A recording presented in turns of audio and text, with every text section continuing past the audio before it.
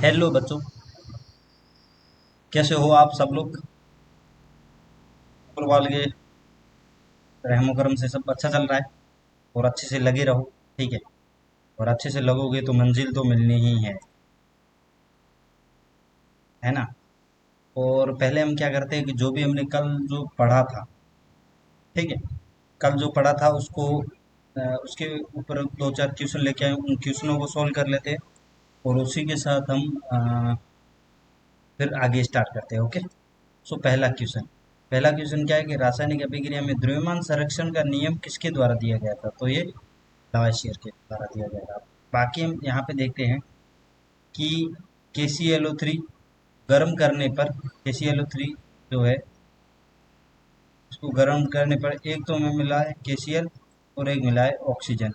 गर्म करने पर बनने वाले 1.88 ग्राम ऑक्सीजन और 2.96 KCl की प्राप्ति होती है। इनमें से इन राशियों में के प्रयोग से कौन सा नियम सत्यापित होता है? अब देखो, ये सरल अनुपात में जा रहे हैं तो उसे क्या बोला गया है? निश्चित अनुपात का नियम। ओके। सेकंड। अब आते हैं अगले क्वेश्चन पर। यहाँ पे हमें दिया गया है BSO4 NaCl। BSO4 कितना दिया गया है?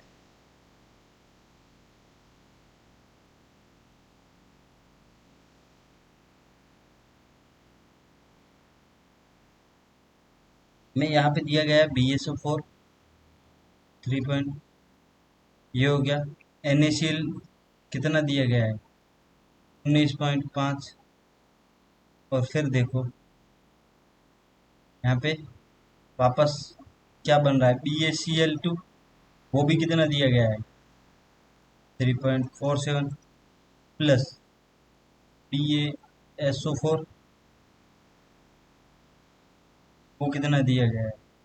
3.88 प्लस में Na2SO4 दिया गया है, वो कितना दिया गया है? 18.35 ग्राम। तो अब जब हम इन सब को जोड़ लेते हैं तो कितना प्राप्त होता है हमें? 25.7 ग्राम, है ना। और जब इनको जोड़ा जाता है तो कितना प्राप्त होता है? 23.38 ग्राम। लेकिन यहाँ पे जो BaSO4 है वो PPT बन जाएगा, उसका तो कोई लेना देना नहीं। फिर इन दोनों को जोड़ेंगे तो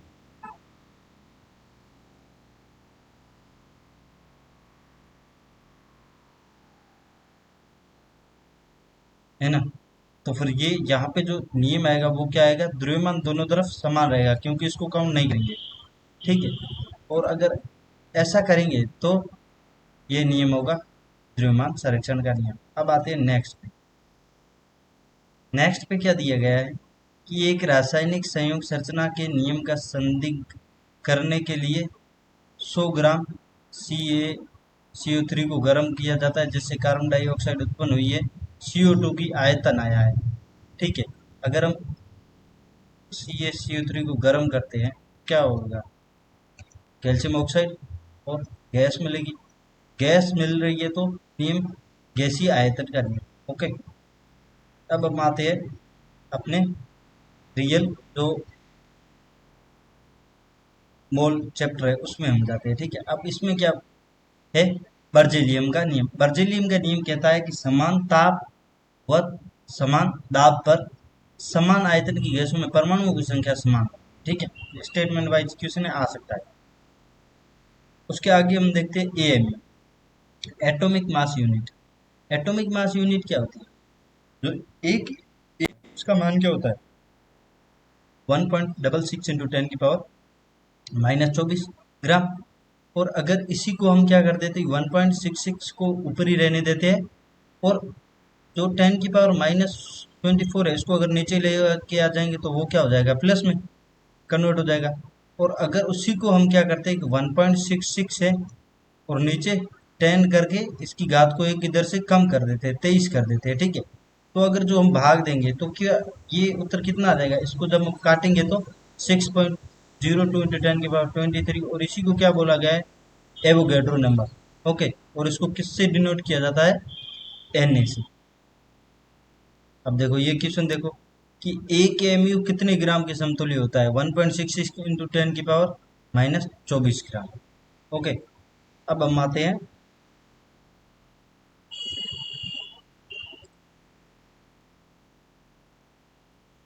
एटॉमिक मास, और इससे जुड़े कुछ और भी मास होते हैं, ठीक है। एक मास जो बहुत इंपॉर्टेंट होता है वो आपको ध्यान में रखना है, सापेक्षिक परमाणु द्रव्य।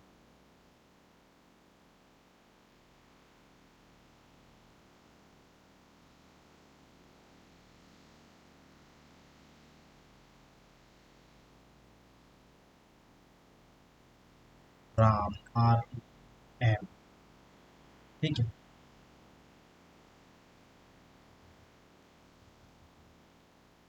सापेक्षिक,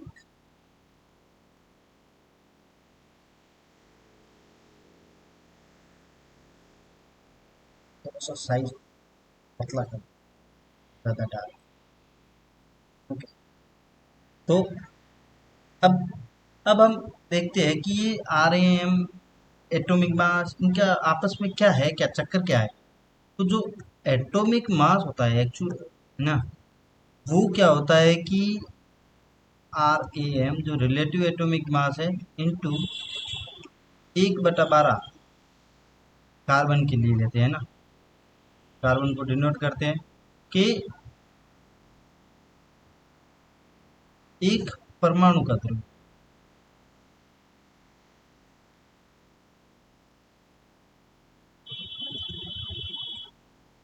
ओके, और उसको क्या बोला गया है? एक यूनिटी बोला जाता है, AMU बोला जाता है, एटॉमिक।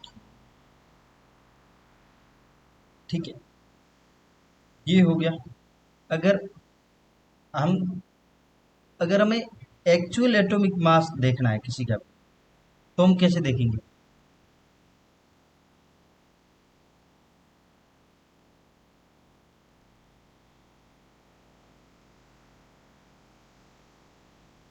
उसके लिए क्या करेंगे? जो भी मास है ना, उससे यूनिट का मल्टीप्लाई करेंगे। फॉर एग्जांपल हम ले लेते हैं मैग्नीशियम को, Mg, और इसका अगर हमें एक्चुअल एटॉमिक मास निकलना है तो उसका 24 ग्राम होता ही है, यूनिट लगा दिया तो ये हो गया। ठीक है,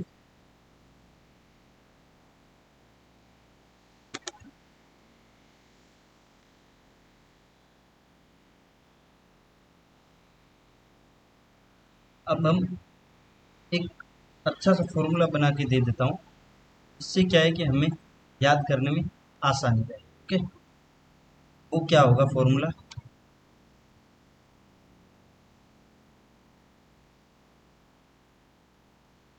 RM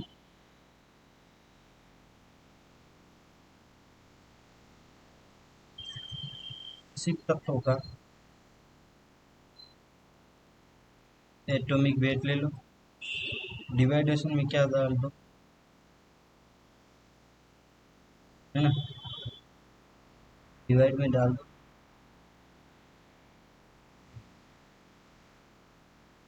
जैसे कोई भी तत्व को हम ऐसे करके दर्शाते हैं, है ना, ये इसका परमाणु क्रमांक हो गया, ये इसका द्रव्यमान हो गया। यहाँ पे यही दिखाया गया है, 1/A इंटू जो भी हम तत्व ले रहे हैं, ए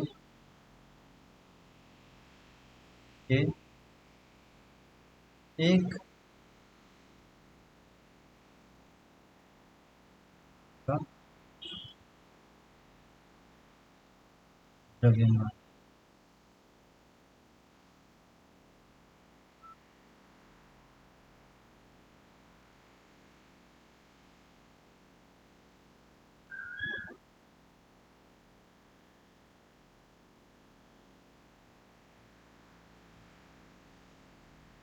ये आपके लिए इम्पोर्टेंट है, उसको अच्छे से कहीं पे भी सेव करके।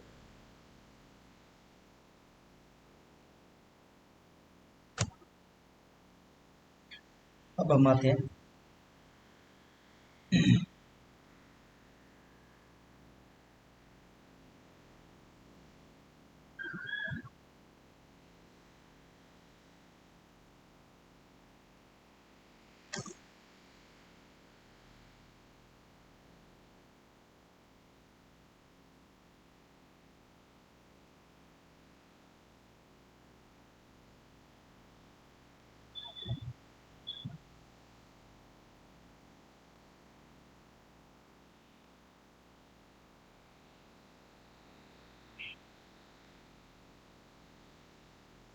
स्लाइड इस सही से सेट नहीं है, उसके लिए थोड़ा सा स्ट्रगल चल रहा है। अब हो गए। अब हम क्या आते हैं कि आणविक द्रव्यमान। ओके,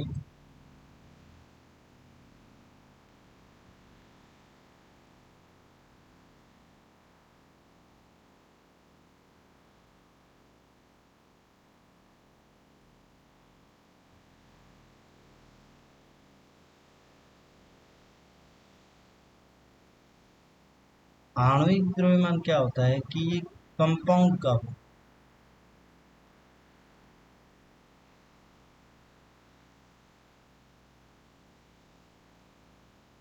जैसे कि हमें मान लो कि फॉर द एग्जाम्पल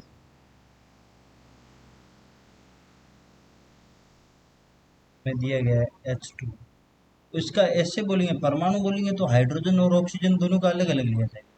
और अगर ऐसा बोलेगा कि जल के अणु, जल का अणु बोलते हैं, जल का परमाणु नहीं बोलते हैं, क्योंकि जो परमाणु होता है वो अविभाज्य कण होता है। ठीक है, परमाणु सबसे छोटे से छोटा कण होता है और परमाणु मिल के अणु बना। ठीक है, तो हाइड्रोजन एन ऑक्सीजन से मिलकर बना होता है। एक हाइड्रोजन का परमाणु क्रमांक होता है एक, परमाणु भर है एक, वो कितने, दो परमाणु, दो हो गया। हाइड्रोजन के एक का कितना होता है, ऑक्सीजन के एक का कितना होता है, 16, तो टोटल 18। वैसे ही हम O2 का ले लें, है ना, एक का कितना 16, दो का कितना 32, वही सब। ठीक है, अब अगर ऐसा बोल दें, परमाणुओं का भी कर सकते हैं, वैसा बोल दिया जाए फॉर एग्जाम्पल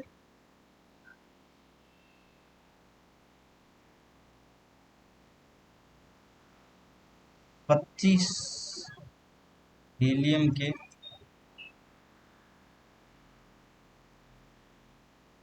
परमाणुओं का द्रव्यमान कितना, क्या करें, 25 गुणा एक का कितना होता है 4, तो 4 कितना हो गया 100। ओके, अब हम क्या करते हैं कि अब हम थोड़ा सा मोल की तरफ चलते हैं ना भाई। जो मोल है वो क्या होता है,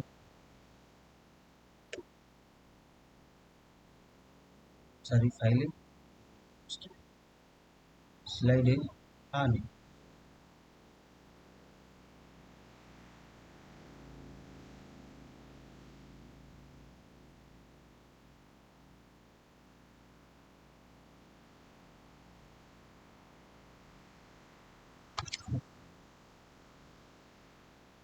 अब देखो, अब मान लेते हैं एक क्वेश्चन एग्जाम्पल के तौर पर आपको क्या देता हूँ, बोलोगे कि सर कोई एग्जाम्पल ही नहीं दवा रहे। एक क्वेश्चन है,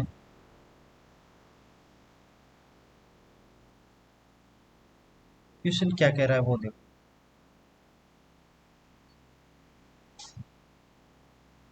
हीलियम के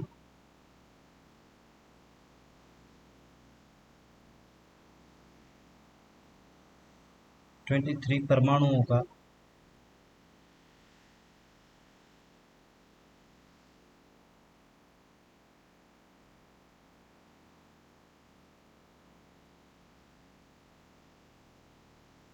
द्रव्यमान ग्राम में क्या, ठीक है। तो अब क्या करेंगे, आंसर देखो कि हीलियम के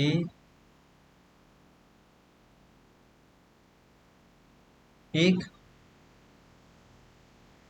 परमाणु का द्रव्यमान जो होता है वो होता है 4 यूनिट, ठीक है। और ये पता है ये क्या है, एएमयू। और एएमयू क्या होता है ये आपसे बेहतर कोई नहीं जान सकता, अभी पढ़ा है, ठीक है। तो 4/,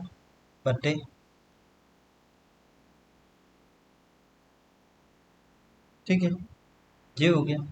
तो वही, अब तो ये इतना हो गया, अब बोला जा रहा है कि 6.022 इंटू 10⁻23 परमाणु। इसका मतलब क्या है कि अगर एक में इतना है तो फिर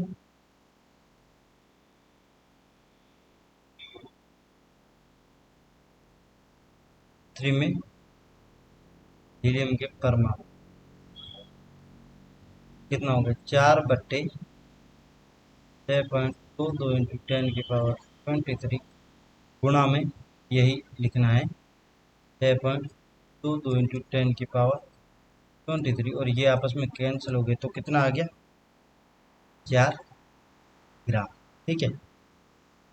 अब थोड़ा सा आगे बढ़ते हैं।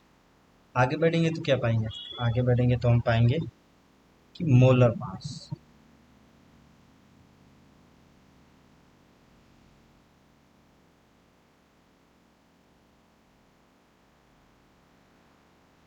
मोलर द्रव्यमान। मोलर द्रव्यमान क्या होता है ये देखते हैं। किसी भी पदार्थ के, वर्ड को ध्यान में देना,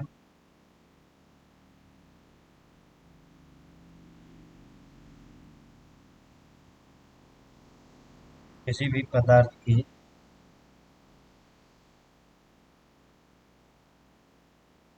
एक मोल कणों का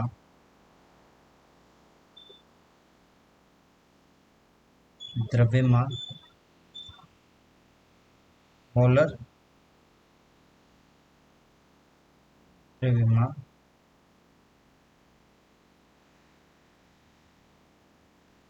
कहलाता है।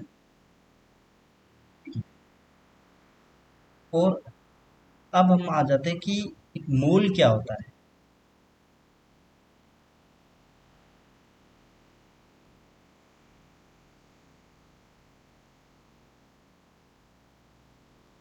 मोल क्या होता है, मोल के बारे में थोड़ी सी हम अच्छे से जानकारी लेते हैं।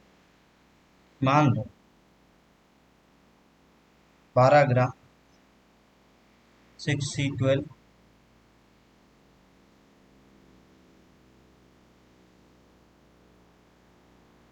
में उपस्थित कार्बन परमाणु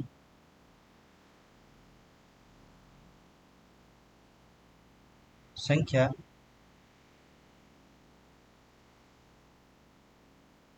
1 मोल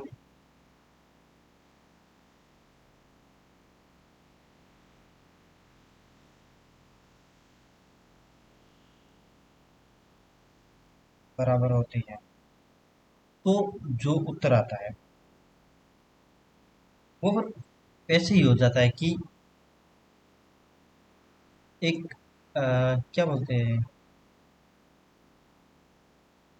सिद्धा सैद्धांतिक मान है कि कार्बन है परमाणु का द्रव्यमान है बराबर में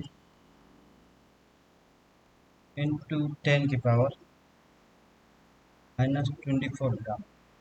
यहीं से तो फिर ए में निकल के आया। अब देखो क्या होता है, 12 ग्राम है तो 19.2 गुणा 10⁻24 इंटू 12। अब अगर इसको हम काटेंगे तो उत्तर क्या आएगा? वही।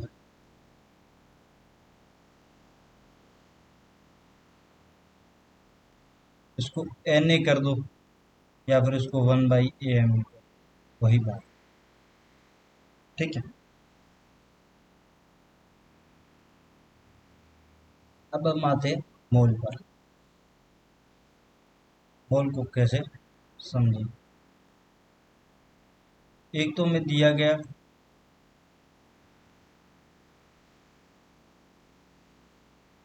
भार, पब्लिक, द्रव्यमान, प्रयोगात्मक, और एक हमारा सैद्धांतिक होता है।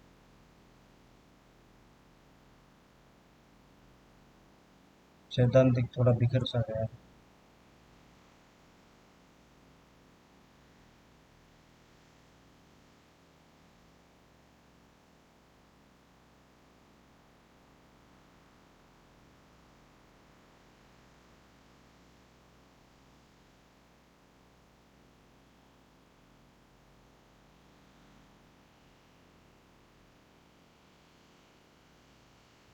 ये बात दिया रहेगा, ये क्वेश्चन में दिया रहेगा, ये हमें जोड़ के निकालना होता है।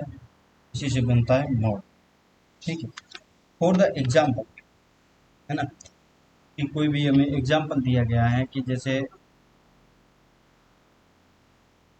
मान लो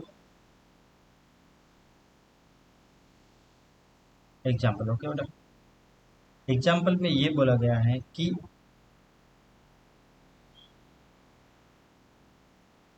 44 ग्राम CO2 में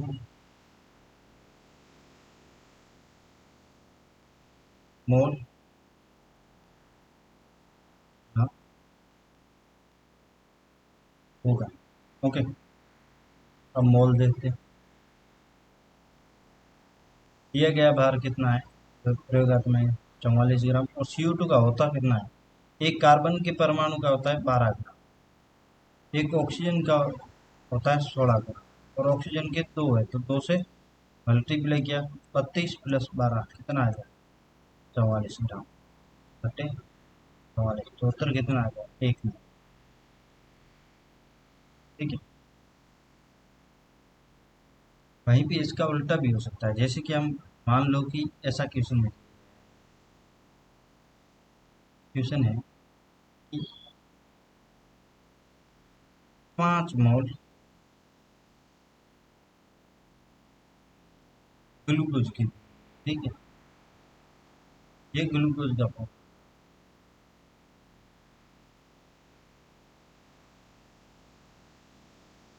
इसका द्रव्यमान, द्रव्यमान, द्रव्यमान कैसे बताएंगे? और इक्वल्स टू दिया गया भार बटे वास्तविक भार जो उसका होता है।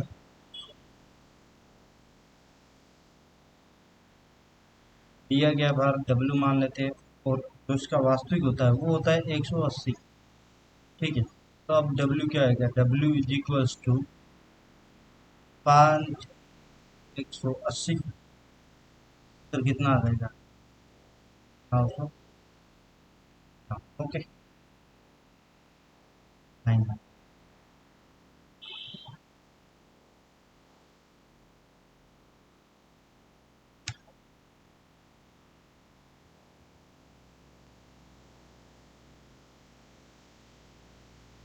अब इधर आ जाओ। अब क्या क्वेश्चन में दिया गया है? क्वेश्चन में दिया गया है कि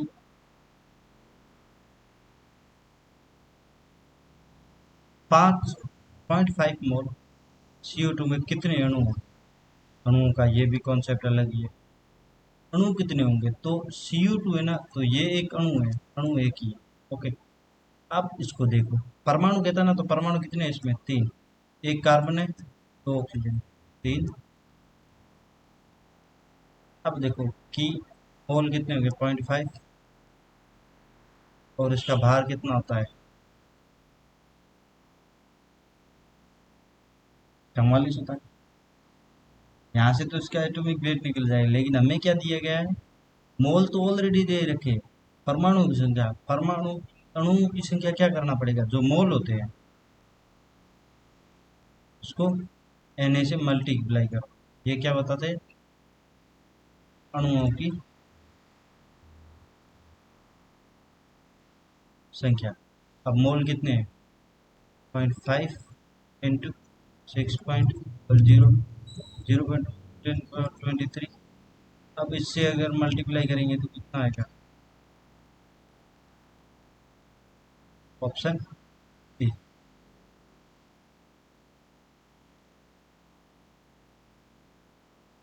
ये क्वेश्चन थोड़ा सा मिस टाइप कर दिया लड़के ने। ठीक है, एक मोल ऑक्सीजन अणु में कितने कितने ऑक्सीजन परमाणु हैं? ठीक है, एक मोल ऑक्सीजन का मतलब क्या बोला गया? वो कितने होते हैं? दो ऑक्सीजन होते हैं, है ना? तो अब क्या करते हैं कि अणु पूछा, परमाणु, परमाणु इज इक्वल्स टू वही मोल गुणा परमाणुओं की संख्या ना एन। तो अब मोल कितने हैं? एक दे रखा है। परमाणु कितने हो गए? दो हो गए। एन का मान क्या होता है? 6.022 इंटू 10 की पावर 23। अब अगर इनका मल्टीप्लीकेशन करेंगे तो 12.022 इंटू 10 की पावर 23। ये पॉइंट हटा दे, 1.2 022 इंटू 10 की पावर 24 कर दे, तो उत्तर क्या आ गया? 1.20। B, answer B. तो यहाँ पे आ जाते हैं यदि,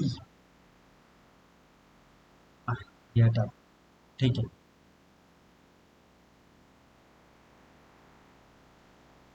अब ये आ जाता है कि 0.5 लीटर ऑक्सीजन गैस एसटीपी पर कितने मोल हो? अच्छा, अब आपको यहीं पे एक कॉन्सेप्ट भी दिखाई देता हूँ, है ना?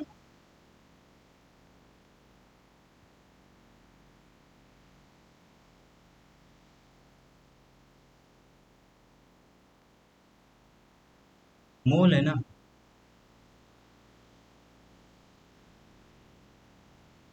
वो हम आयतन के थ्रू भी निकाल सकते हैं। वो आयतन के थ्रू कैसे निकाल सकते हैं वो आपको मैं अभी बता रहा हूँ, ठीक है।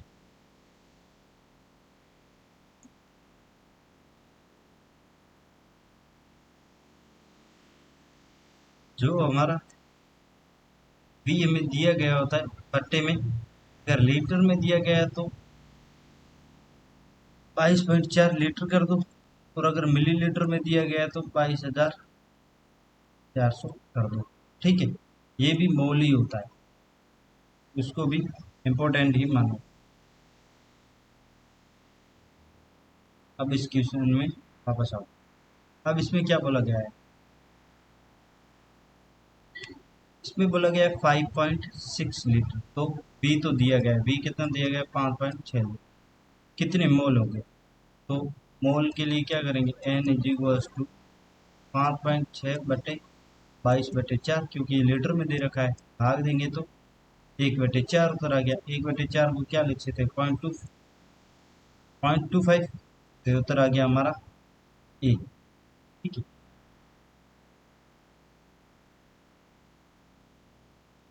एक एनटीपी पर हाइड्रोजन को 28 बॉन्ड के साथ अमोनिया के साथ, ये थोड़ा मेथड है जो अभी मैंने पढ़ाया नहीं है, कि अगर मैं करूँगा तो आप लोग कंफ्यूज हो, ठीक है।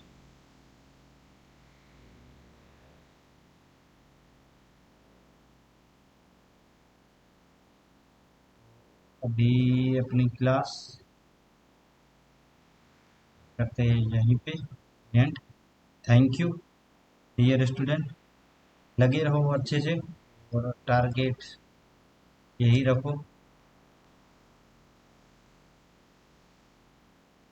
छोड़ दो सिलेक्शन, इसको मत भूलो, ठीक है।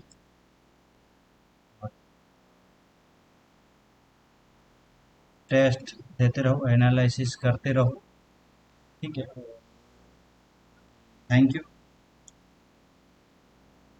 11 बज गए। नाइट अपनी sweet dream all of you. कोई भी डाउट आता है कमेंट सेक्शन में रखो। और इसी के साथ मैं टेलीग्राम का लिंक भी आपको डिस्क्रिप्शन बॉक्स में डाल देता हूँ। वहाँ से आप मेरा टेलीग्राम ज्वाइन कर सकते हो, वहाँ पे आप अपनी डाउट पूछ सकते हो आराम से। Okay dear, thank you so much.